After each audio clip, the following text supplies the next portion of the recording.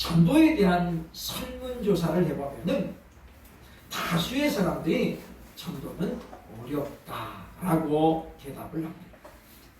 사실 전도는 어려운 일입니다. 그러나 우리가 어떤 마음을 갖는가에 따라서 그것은 쉬울 수도 있습니다. 내가 이 사람을 꼭 주님께로 이끌어야지, 우리 교회로 데리고 가야지 라고 작정을 하고 시작하면 전도는 어려운 일입니다. 그러나 나는 씨를 뿌리는 사람이다. 결과는 하나님께서 책임져 주신다라고 그런 마음을 가지고 그냥 우리가 복음을 전하면, 예수님을 전하면 그 전도는 결코 어려운 일이 아니다라고 하는 것입니다. 왜냐하면 농부하는 사람이 자기 힘으로 팥뼈 결실을 맺으려고 농사를 지으면 그것은 너무나도 힘들죠. 그가 아무리 애를 쓴다고 해서도 팥뼈 결실은 하나님께서 하시지 않으면 불가능하다고 하는 것입니다. 우리가 지금 오늘 비가 조금씩 내립니다만은 지금 봄 가뭄이 상당히 심합니다. 가뭄이 심하면 물이 부족한 것뿐만이 아니라 각종 산불들이 많이 나잖아요. 최근에도 순천을 비롯해가지고 지금 여러 부분에서 산불이 났습니다. 산불이 일어나면 그 피해는 10년 이상을 갑니다. 그래서 우리가 이런 것들을 보면서 사람이 아무리 부지런을 내고 열심을 내도 때를 따라 이른 비와 늦은 비를 내는 것은 사람 힘으로는 불가능하다라는 결론에 도달하게 된다는 것입니다.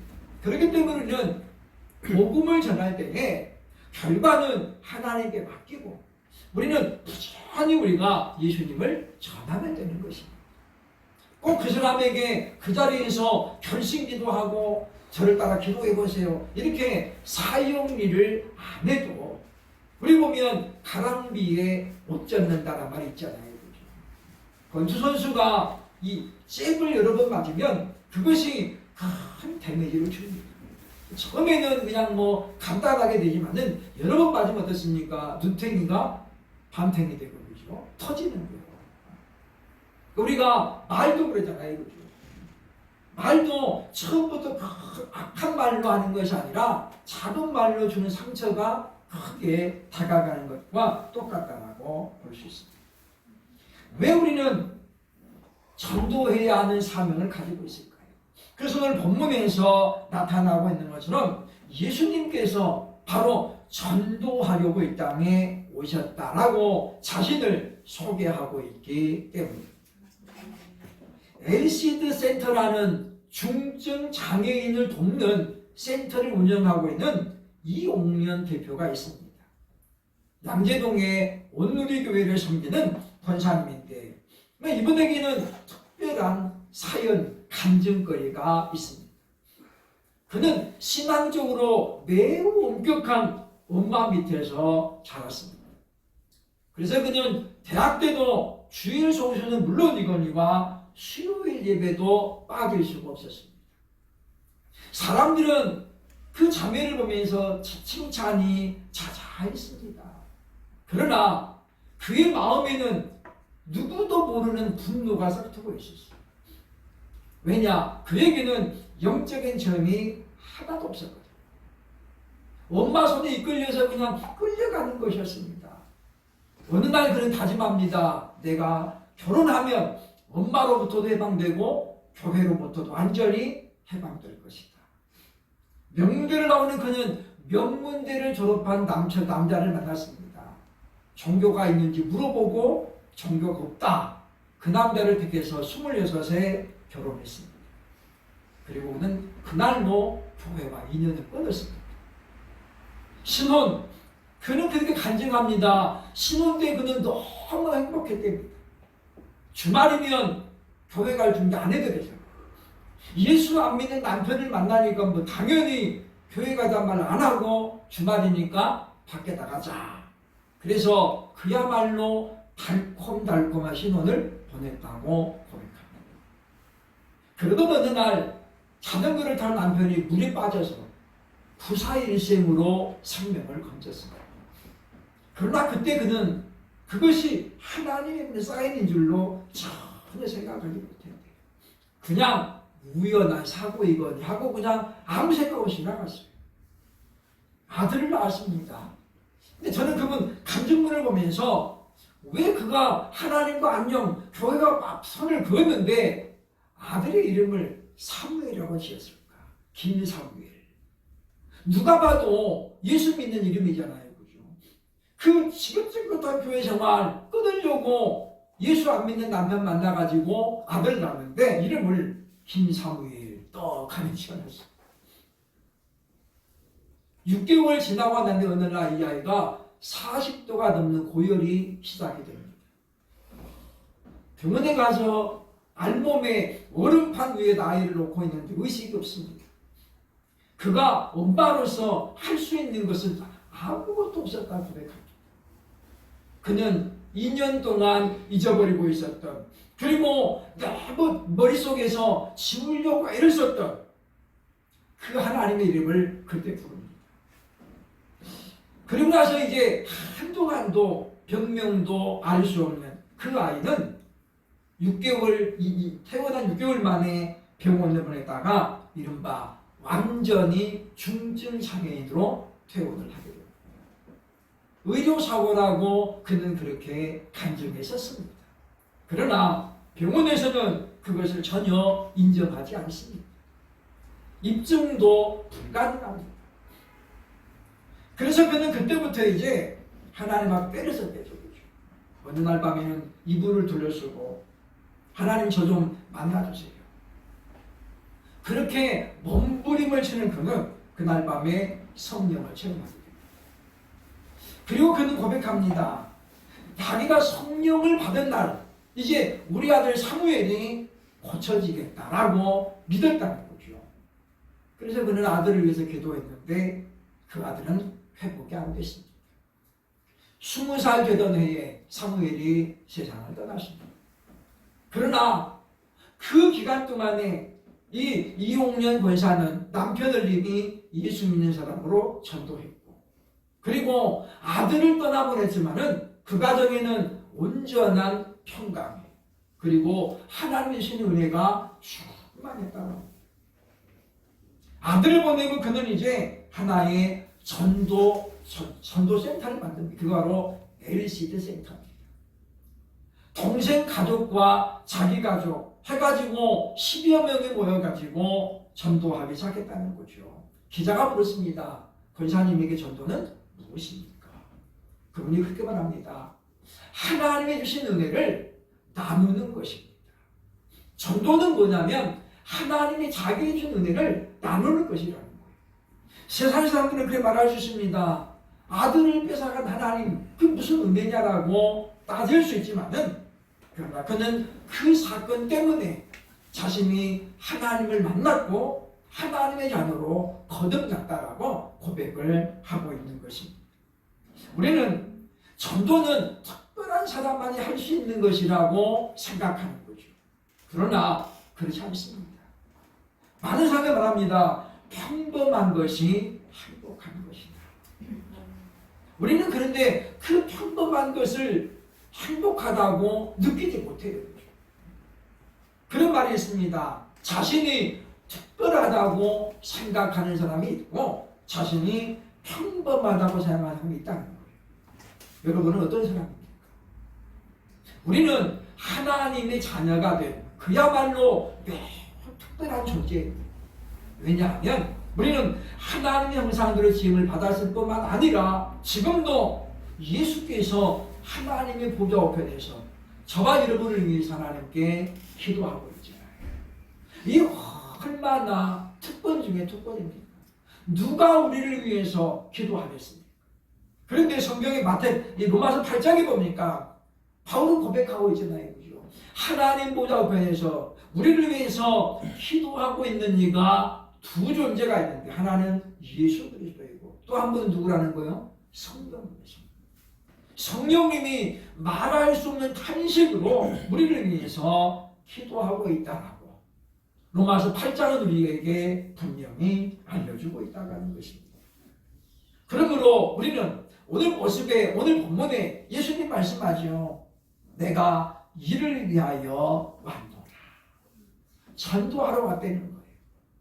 우리는 말씀을 통해서 과연 예수님께서 하신 전도의 특징은 과연 어떤 것인지, 예수님은 어떻게 전도했는지를 살펴보면서 저와 여러분도 하나님이 우리에게 주신 은혜가 어떤 사람은 많을 수도 있고 어떤 사람은 작을 수도 있습니다.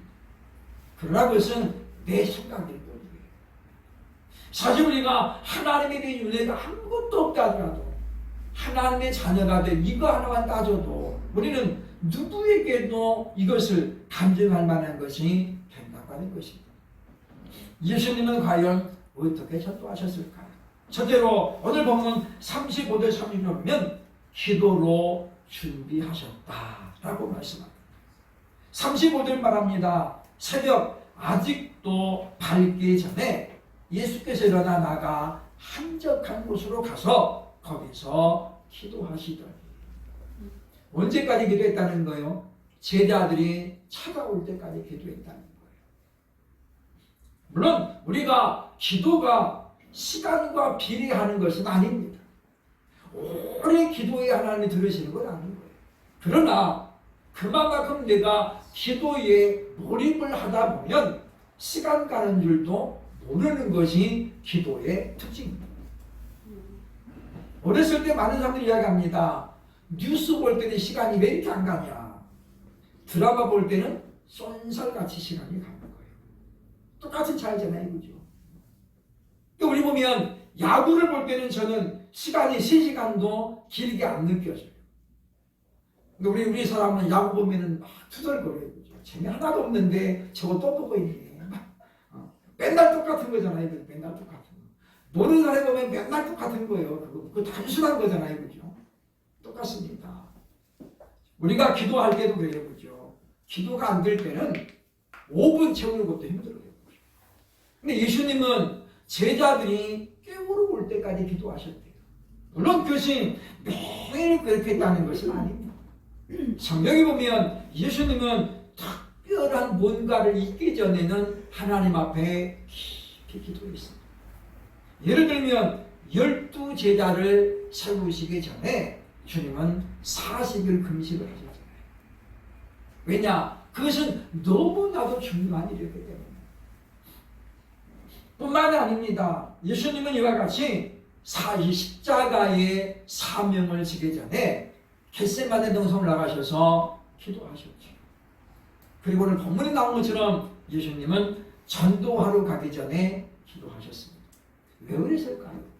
전도는 예수님께도 대단히 어려운 일이었기 때문에.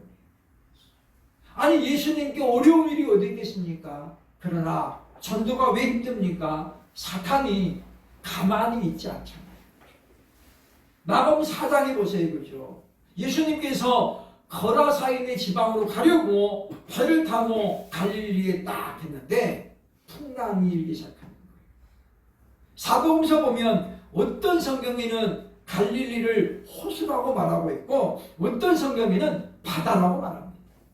갈릴리 바다에 똑같은 호수인데 왜 어떨 때는 호수가 되고 바다가 될까요? 그것은 갈릴리 호수가 그만큼 넓은 곳이고 그리고 바닷물과 강물이 만나는 곳입니다. 그렇기 때문에 이 호수에는 그렇게 큰 풍랑이 있을 수가 없어요. 우리 저도 지난번에 충주에 가봤습니다만은 그 엄청나게 넓은 인공 댐이잖아요. 호수잖아요. 호수. 풍랑이 없습니다. 파도가 안 칩니다. 근데 갈릴리는 호수임에도 불구하고 풍랑이 종종 일어납니다. 그런데 그날은 그냥 풍랑이 아닙니다. 이 풍랑이 배를 그냥 삼키려고 하죠. 근데 예수님은 배 밑바닥에서 주무시고 계는 거예요. 제자들이 깨웁니다. 주님 우리가 죽게 된 것을 돌아보지 않으십니까? 예수님께서 바다를 꾸짖고 잠잠케 하신 후에 가라사인 지방에 도착하시죠. 가니까 누가 있는 거예요? 군대에 귀신 들린 자가 거기 있는 거예요. 그러니까 예수님은 가라사인 지방에 왜 가셨냐면 그 사람 고치려고 가는 거예요. 그러니까 사단이 어떻습니까? 못 가게 풍랑을 일으켜가지고 바다를 그냥 발을 뒤집어 놓으려고 전도하러 못 가요. 그 영혼 구원하지 못하게 하려고 방해하고 있다는 거예요. 우리가 전도를 하다 보면 이런 방해를 만날 때가 종종 있습니다. 그래서 예수님은 이와 같이 새벽 아직 밝기 전에 하나님께 기도했다라고 말씀하시오. 우리에게 전도가 어려운 것입니다. 우리가 그만큼 충분한 기도가 준비되지 않았기 때문이라고 볼 수 있습니다. 우리가 먼저 전도의 대상은 누굽니까? 내가 가장 가깝게 여기는 사람입니다. 10번 찍어 안 넘어가는 나무 없다는 말은 속담만 있는 것이 아닙니다. 우리가 꾸준히 다가가고 그냥 무심결에 한마디씩 던지면 그것이 어느 날에는 그에게 귀에 딱 박힐 때가 있습니다. 그러니까 우리가 너무 한 자리에서 그냥 끝장을 보려고 안 된다는 거예요. 제가 아는 목사님 한 분은 정말 탁월한 전도자입니다. 열매는 그렇게 많이 못 맺습니다. 한 번은 밥 먹으러 가자고 해서 제가 방배동에 있을 때인데 방배동을 만나서 역삼동까지 택시를 타고 갔습니다. 택시 타자마자 아저씨 예수 믿으세요? 시작했습니다. 역삼동 끝날까지 계속 복음 전하는 운전기사가 그만하시죠. 듣기 싫습니다. 점잖게 말하는 이분은 계속 당신 오늘 위해서 아무든 주고 이런 식으로 막 나중에 운전기사가 화가 나가지고 중간에 내리자는 거예요. 택시 요금 안 받아도 되니까 내려. 근데 이분은 못 내려. 당신 예수 믿어. 그래가지고 역삼역까지 갔어요. 그죠? 내리는데 이분이 뒤에다 대고 욕을 해야 돼요. 당신은 안 믿을 것이지 말이야. 당신 때문에 교회 가고 싶어도 안 간다. 이게 뭐예요? 복음의 역효과입니다. 그러니까 우리가 너무 그렇게 막 집요하게 하는 것도 지혜로운 건 아니에요. 그런 사람들은 교회에 대한 반감을 갖습니다. 그러니까 우리가 너무 막 오늘 끝장을 보려고 하면 안 되는 거고 그냥 무심결에 해보죠. 예수 믿으세요? 그럼 안 믿습니다. 그러면 간단하게 우리가 안전운전하다고 예수 믿으면 좋습니다. 그리고 내리면 되는 건데 막 거기다 대고 그냥 감정부터 해가지고 막 하면 이 사람이 지금 운전을 하는데 방해가 되잖아요. 화가 나는 거예요. 그래서 그만하시죠. 우리가 지혜롭게 해야 되지. 밤 12시에 이게 들고 막 예수 믿으면 그러면 어떻게 되겠어요? 그 말 듣고 막 다 예수 믿어야 돼. 그럴까요? 천만의 말씀. 반감이 나요. 그럼 예수 믿는 사람들도 어떻게 해요? 나도 교회 안 가야 돼. 이렇게 되는 거죠.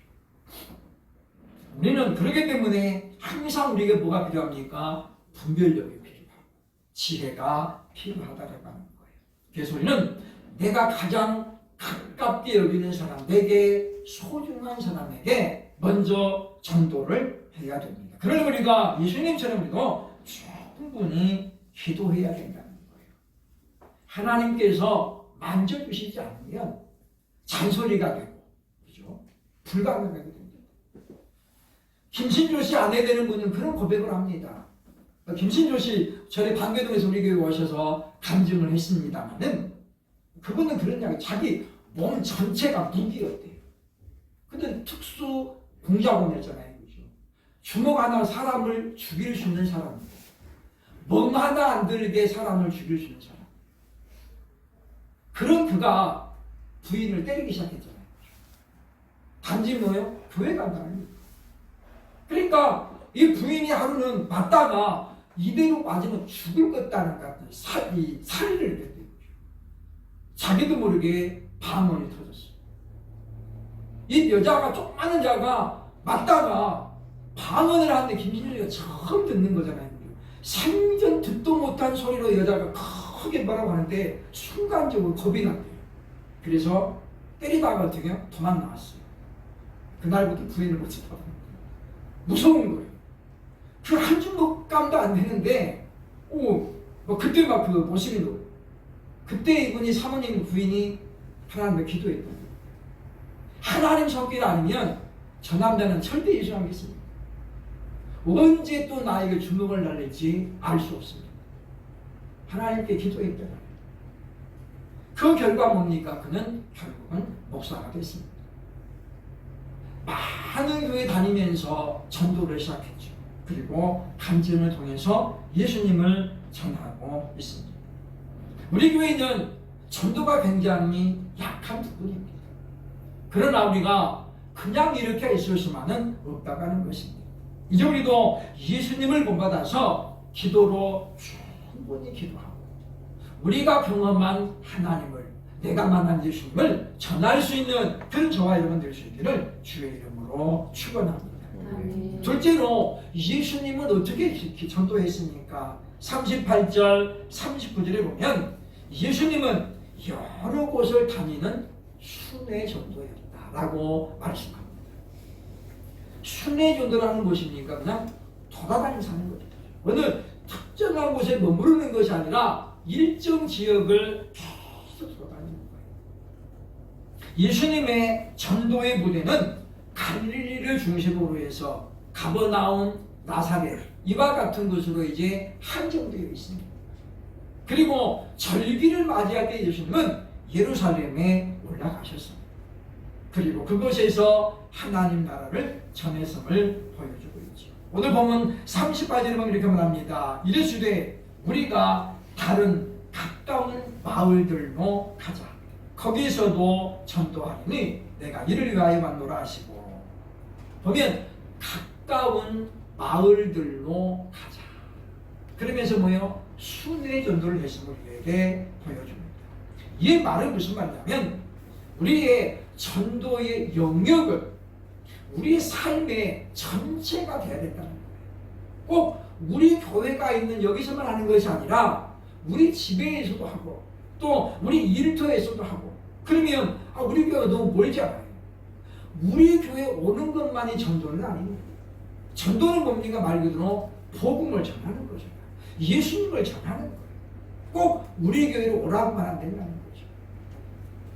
제가 아는 분 한 분이 좀 짓궂은 분이 있습니다. 신정이 내거리에 갔다가 전도지를 받았어요. 나 교회 다니는데요. 우리 교회 오시면 정말 좋습니다. 그러면서 여기 우리 교회입니다. 크기도 그냥 어마어마하잖아요. 이거 신정 내거리. 그래서 그분이 짓궂 장난기가 발생했어요. 제가 나가는 교회는 조그만한 교회인데 우리 교회로 좀 사람 보내주면 안 될까요? 택도 없는 소리지, 그죠? 근데 이분이 막 전도를 하다가 그렇게 말하니까 뭐요? 한 말 안 하고 돌아서더래요. 우리 교회 와야 좋은데. 우리는 이게 뭐요? 일종의 이기주의. 우리 한국 교회는 이기주의 성도들이 너무 많아요. 우리 목사님만 최고고 우리 교회만 최고고. 이게 뭐예요? 사실은 잘못된 거예요. 교회는 하나잖아요. 예수 그리스도의 머리로 되는 교회는 하나입니다. 그래서 우리가 사도신경 신앙고백에서도 그렇게 고백하잖아요.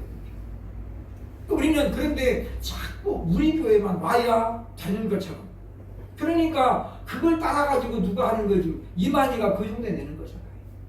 거기 와야 구원 받습니다. 이게 뭐예요? 기성교회가 그렇게 잘못 가르치는 거예요. 제2에서 정명석 씨 영상 보셨나요? 천하의 나쁜 놈인데. 그렇게 해서 여성을 갖다 해놓고는 뭐라고 말해요? 너는 이제 구원 받았어. 이렇게 말해요. 참 보면은 우리가 너무 무지해요. 예수님 믿어요. 성경을 우리가 좀 자세히 보면 되는데, 정명석이 그 이야기 하대요. 그죠? 내가 누군지 알아? 내가 보혜사야.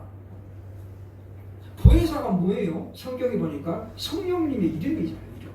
근데 성령이 뭐 영이잖아요. 근데 자기는 지금 뭐 입고 있어요? 육을 입고 있잖아요. 근데 그거 말해도 그냥 막 하고 넘어가고 말이죠. 그러니까 몰라도 인류대에 나온 그 영적인 것은요, 학벌과는 전혀 상관없어요. 거기 피해자들 보세요. 명문대 조선들이 수두룩해요. 그러니까 우리가 이런 세상을 살아가면서 우리는 이제 생각을 해야 됩니다. 정말 복음이 뭔가? 다시 한번 생각을 해야 할 것입니다. 요한계시록 22장 12절에 말씀합니다. 보라, 내가 속히 오리니 내가 줄 상이 내게 있어 각 사람에게 그가 일한 대로 행한 대로 갚아주리라. 왜 우리가 복음을 전해야 되느냐? 결국 우리가 행한 대로 하나님 우리를 갚아주시기 때문이에요. 계시록 4장에 보면 24 장로님들이 소개됩니다. 그들이 근데 뭘 쓰고 있냐면 금멸관을 쓰고 있는 거예요. 그러니까 그들은 뭐냐면 이 땅에서 수고한 대로 하나님 어떻게 지금 보상해 주시는 거예요. 그게 뭐예요? 금멸관.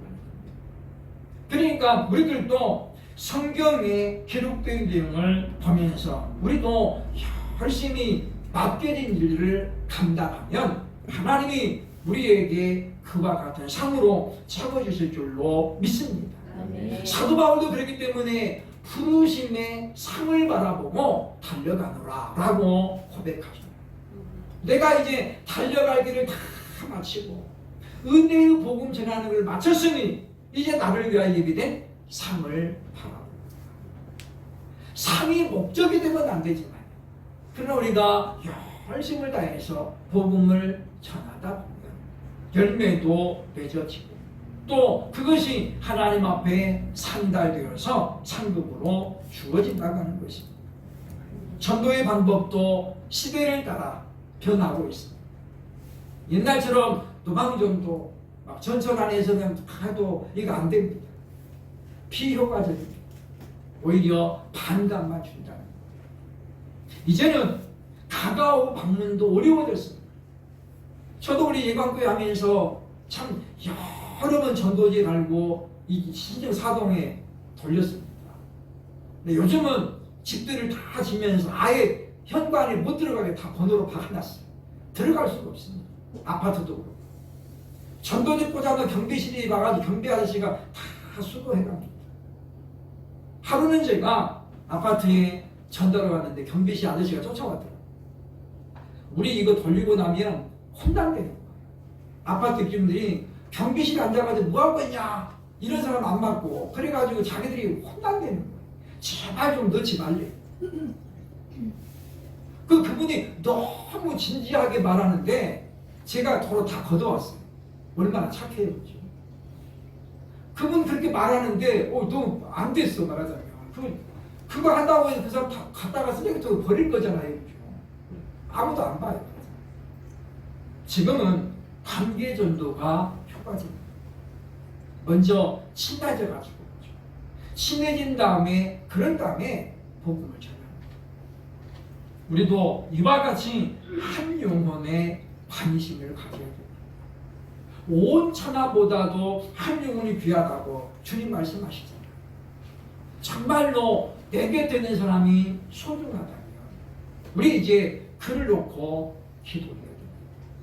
하나님, 저 혼자만 가는 것이 아니라 함께 갈 수 있도록 그렇게 한 영혼에 관심이 깊어져야 할 것입니다. 마지막 세 번째, 예수님 전도의 특징은 어떤 것이었습니까? 39절 보면 연약한 자들을 회복시키는 것이었다라고 말합니다. 예수님은 그냥 복음만 전한 게 아니에요. 그냥 떡만 준 게 아니에요. 그게 뭐예요? 회복을 시켰어요. 39절에 보면 이렇게 설명하고 있습니다. 이르시되 이에 온 갈릴리에 다니시며 그들의 여러 회당에서 전도하시고 또 귀신들을 내쫓으시더라. 귀신들을 악한 영들을 내쫓았다. 이 말은 무슨 말이에요? 회복시켰다는 거예요. 연약한 자들, 병든 자들, 정신병자들, 악한 영에 눌림을 당하는 사람들, 그런 사람들이 예수님 당시에도 많았다는 거죠. 지금은 얼마나 많겠습니까? 지금은 더 많다는 거죠. 왜냐? 여러 가지 정신질환자들이 너무 많습니다. 그래서 우리는 먼저 전도의 대상이 발견되면 우리가 먼저 그의 연약한 부분이 뭔가를 먼저 바라게 돼요. 그리고 우리가 많이 기도해요. 그리고 얘기하면 됩니다. 무슨 엄마, 애기 때문에 힘들지? 내가 같이 기도해 줄게. 우리나라 사람들은 자식을 위해서 기도해 준다는데 싫다는 사람 한 명도 없어. 남편이 승진해야 될 때 언제야? 내가 기도해 줄게. 그러면 같이 교회 가자고 싫어하는 사람들이 그때는 뭐야? 아무 소리 안 해. 방배동에서 우리 홍아무개 그거는 새벽 예배는 한 번도 안 나와. 근데 딱 일주일에 나올 때가 있어요. 언제냐면 인사이도 갈 때. 그때는 목사님이 안 깨워도 막 딱 일주일 나오거든요. 또 1년 동안 안 나와요. 얼마나 참 지혜로운 거지. 그러니까 하나님께서 그런데 그렇게 어떻게 보면 어떻게 굉장히 얄밉잖아요. 그렇죠? 지 아실 때만 와가지고 그냥. 근데 하나님께서 그 기도도 들으시더라고요. 그런 기도. 하나님 모를까요? 아, 이 사람은 이번 주 끝나면 또 안 나오는 하나님 알아요. 내년에 또 오겠지. 근데 하나님이 그래도 그분이 그렇게 하늘에 기도하면 응답하시더라고요. 그 남편이 남은 사람인데 그렇게 예수 믿는 사람 싫어해요. 그죠? 자기는 예수 믿는 사람 가증스럽게 천국이 어디 있다고 말이야. 그런 소리 나오고 그 자기 부인이 집사님인데 그래서 자기는 교회 안 나간대. 근데 성진 때만 되면 새벽에 깨워 부인을. 교회 안 가? 자기도 승진해야 돼. 나이가 먹으니까 후배들이 치고 오니까 어떻게 해요? 자기도 올라가야 되잖아요. 그러니까 그때는 교회 가라고 깨우는 거예요. 교회 가면 밥이 나오냐 뭐가 나오냐 그러다가도 딱 그때 되면 깨우는 거예요. 교회 안 가냐. 얼마나 밉겠어요. 자기가 하면 되는데. 근데 하나님은 그런 사람의 기도를 들으시는 거예요. 회복이라고 하는 것은 다시 복원되는 거잖아요. 복원되는 거예요. 우리가 사람은 누구든지 약한 부분이 있습니다. 우리가 먼저 그들에게 복음을 전하면서 함께 기도해 주라. 내가 기도해 줄게요. 그러면서 자꾸 가까이 가는 거예요. 물어보는 거죠. 요즘 어떤가? 어떠세요? 그러면서 이제 어떻게 해요? 점점 친해지는 거죠. 그러면 정말 우리가 간절하게 사랑하는 마음을 가지고 기도하면 조금씩 뭐의 변화가 일어납니다. 그게 바로 효과적인 전도라고 볼 수 있다고 하는 것입니다. 성급하게 끝장을 보려고 덤비면 안 됩니다. 우리 인생은 마라톤과 같습니다. 스페인에 우리나라 사람들이 가장 많이 가는 곳이 다 있다고 그러죠. 그죠? 안토니오 가우디라는 사람이 설계한 파밀리의 성당입니다. 지금도 건축 중에 있습니다. 그 사람이 자기 살아있을 동안에 완공하려고 했으면 그 성당은 평범하게 끝났습니다. 우리는 그런데 우리가 단번에 승부를 하죠. 단번. 그러니까 안 되는 거예요. 오늘 안 되면 내일 하고, 내일 안 되면 모레 하고, 내 생이 안 되면 우리 애들한테 물려주고, 이렇게 가면 되는 돈은 너무 조금해요. 전도왕에게 금반지 10돈 줍니다. 10돈이 딱 눈에 박혀가지고 막 불을 켜고 덤비죠. 이천에 초대장로교회라고 했는데 그게 해마다 전도축제를 엽니다. 1등에게 금 10돈을 줍니다. 목사님이 물어봐요. 금 10돈 받고 상급 없는 게 낫습니까? 하나님 앞에 상급 받는 게 낫습니까? 얼마나 영약한 그런 성도가 나는 그냥 천국에 상 안 받아 금 10돈. 그런 사람이 누가 있어요, 그죠? 100이면 100? 저는 하나님 앞에 받겠습니다. 그럼 금 10돈 어디 가는 거예요? 더 가져가는 거예요. 근데도 성도들이 열심히 깨는 거예요. 열심히. 처음에는 금 10돈이 목적이었지만 하다 보니까 뭐예요? 기쁨이. 저와 여러분도 예수님처럼 기도로 충분히 준비하고 정말 한 영혼을 사랑하는 마음으로 접근해서 열매가 맺어져 있는 것을 경험하면 우리도 그 기쁨을 알게 될 것입니다. 올해 우리가 교회 부흥을 놓고 지금 기도하면서 우리가 서서히 이제 예열 준비하면서 보죠. 정말 올해 내가 몇 사람에게는 내가 복음을 전해야 되겠다. 몇 사람을 데리고 오겠다가 아닙니다. 몇 사람에게 내가 복음을 전해야 되겠다 라고 스스로 다짐하시고 정말 예수님처럼 우리도 전도의 사명을 다할 수 있는 저와 여러분 될 수 있기를 주의 이름으로 축원합니다. 아멘.